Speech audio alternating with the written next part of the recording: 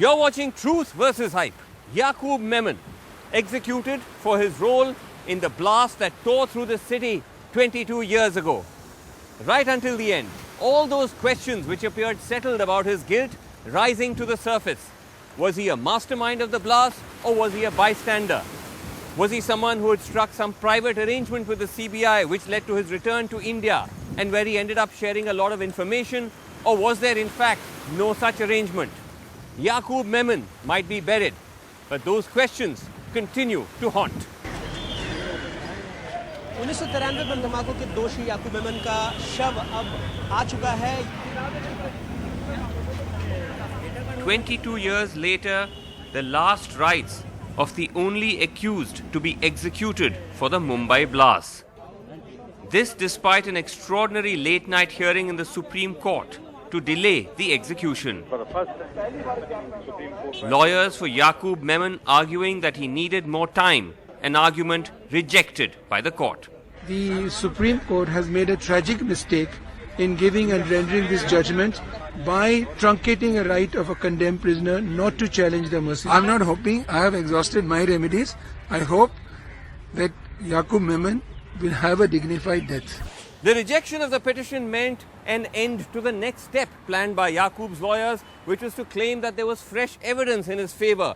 A reference to the article by B. Raman, the former RNAW official, who claimed that because Yakub cooperated extensively with the CBI, he should have got a less harsher sentence.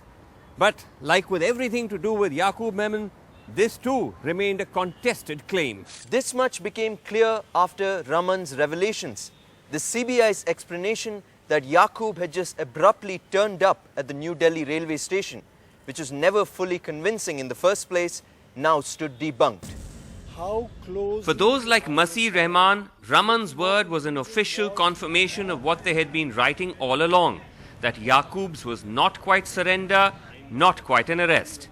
A year after he fled to Pakistan, Yakub, wrote Rahman in 1994, had gone to Kathmandu to explore the possibility of coming back, but developed cold feet. He was picked up as he was heading back to Karachi. He was carrying all his Bombay keys. I mean, they had, businesses, lots of flats, offices.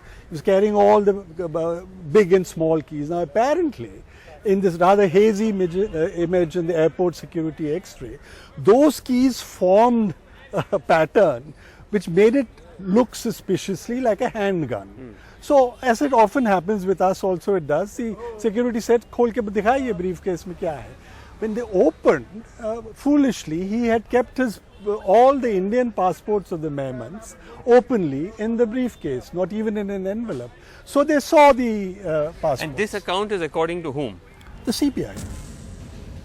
The head of the CBI's Special Task Force says that while Yakub's detention in Nepal may have been accidental, his arrival was expected.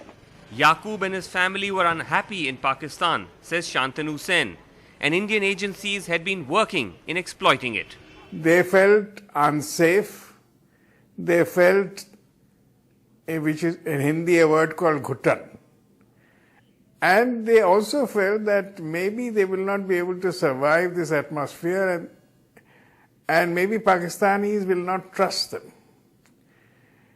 Having come to know that, we used our contacts to induce them to believe that their safety lay in India, at least for the members of the family who they thought were not directly involved in the crime would be safer in India. We offered them the great justice of India. Yakub, but Sen insists that the inducement was simply the offer of a fair trial.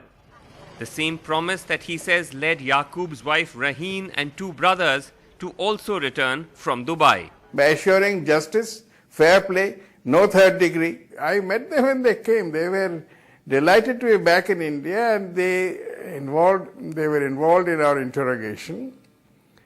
And the justice system was open to them to avail of. It's here that the CBI's narrative parts ways.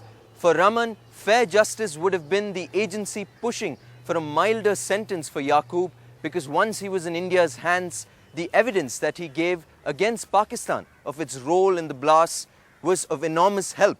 But the CBI doesn't buy this.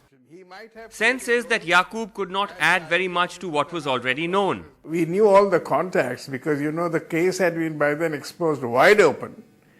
We had the evidence of Pakistan, we had evidence of all the role played by Dubai, and we had the evidence of those who traveled from India to Pakistan and came back and learned about preparation of bombs, etc. We all had that in our hands.